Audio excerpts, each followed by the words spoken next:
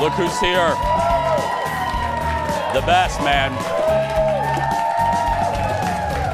He's the best. Our next guest is a renowned chef from here in Minnesota, known around the world. He continues to rise in the restaurant world and is a pioneer, putting a national spotlight on Hmong cuisine, and we are better for it. Audience, give it up for the great Chef Yia Vang, everybody. Hi, buddy. Hey, man. Are we going to try to eat this during the whole during the segment? You know, I figured. You know who's the real backbone behind this show? Who? The crew members. That's right, the crew. So yes. This is for the crew. Yes. That's right. All you out there. That's right. Gerg and Thomas will try to eat this by the end of the show. Yes. Yeah. Let me ask you. I watched your face with the Padma and the influencer. Yeah. Is it hard? You've done restaurants for a while now. In this age of social media, is it hard to navigate that, not take things personal and use it to your advantage? You know, one of the things I learned, you know those big whales, and then they have those little fish that comes and eats, Yes. the plankton and everything like that. It's kind of like that relationship. It's symbiotic, I mean, the influencers come in, they do what they do, and then us as, the chefs, the cooks, we have to be able to communicate with them. And so I think that it's a very symbiotic relationship, but at the end of the day too, one of the things I've told many different chefs and cooks is like, at the end of the day, we are the content. They need the content. They need the content. And so it's about building those relationships. And we have some really incredible relationship with some people out there that, influencers, content creators that come in that are really, really amazing. Yes, and want to do good. Again, it wasn't just busting on influencers. There's a lot of people that do want to celebrate the good things happening in the restaurant industry. Speaking of good things, let me read this. Chef Yia Vang's restaurant, which, by the way, you have to go to. Reservations are booked through 2042. But anyway, one of the world's greatest places of 2025 by Time Magazine. Vinai. Okay. Look at that. Look at that, kids. Look at that. That's Time freaking Magazine.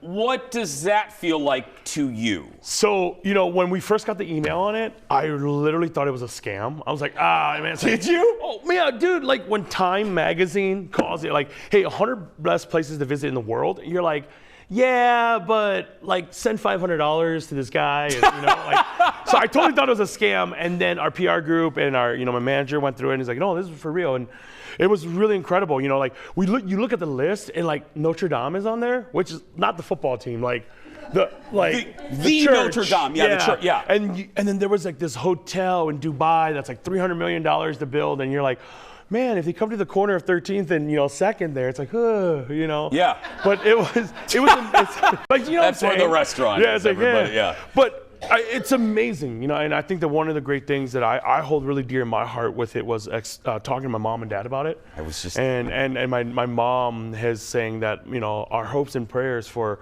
our children is that what you guys do will not just be known in our community but known to the world.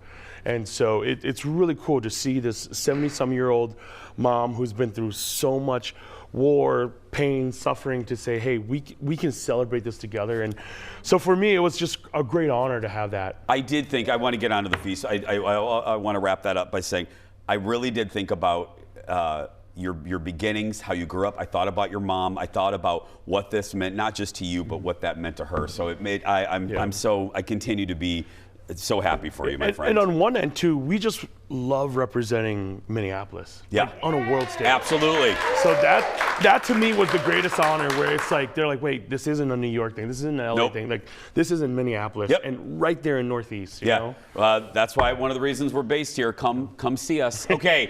The crew will be eating this, as we said a little bit later. What am I looking at here? What is this? So this is called the feast, right? This is actually so this is actually what started Union Hmong Kitchen in Vinai. Before anything, what we would do is we would go into people's house, and we're doing that again with Union Hmong Kitchen, with our catering, our special events. We go into your house, and this is a mini feast. But what we do, we'll take a whole table, we'll line it up with banana leaves, and we put all the food right in the middle. So this is just like a third of what we do.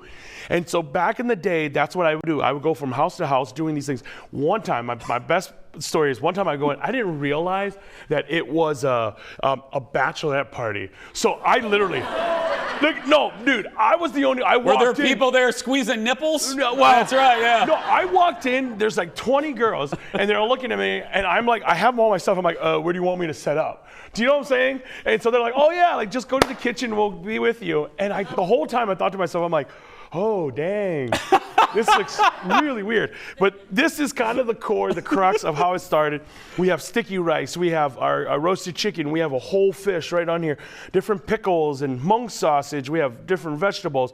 And this all comes to your house, we lay it out. It's part of our story. We're going back to our origins of how it started, and that's what we're really doing. Does it, I ask you a version of this every time, but every time you're here, a new city joins our lineup, and our friends now in Texas. You said a version of it in the answer to the question about what time meant to you. I reference you all the time. It must continue to feel so great that you're also bringing not only pride to your family, but you're bringing Hmong cuisine to people all over the world that didn't even know it existed or didn't even know the glory of your cuisine. That continues to still be a gift, I would assume. Yeah, it's amazing. You know, I think the one thing about Hmong food that we love talking about is the Hmong people for generations and generations have gleaned from other cultures, and it's actually the thing that shows that what happens when one culture can borrow or take from other cultures and glean and learn, and what happens when all these cultures come together. Like, we get this amazing thing where we can live in unison together, and that's what part of Hmong culture is all about. How long do you think it's going to take Gerg and Thomas to eat this? You know, I've seen two very petite Hmong ladies throw this down, so I believe in these guys. I believe in Thomas and Gerg too. Yeah. Give it up for Yia Vang, everybody. If you're watching us locally or making a trip to the Twin Cities, which you should, head to Vinai.mn.com to make a reservation. Sincerely, there's a reason it's in Time Magazine, and there's a reason it's this guy right here. We'll be right back, everybody. Stay with us. Thank you, buddy, as always. Oh, my God. Gerg, you're eating this.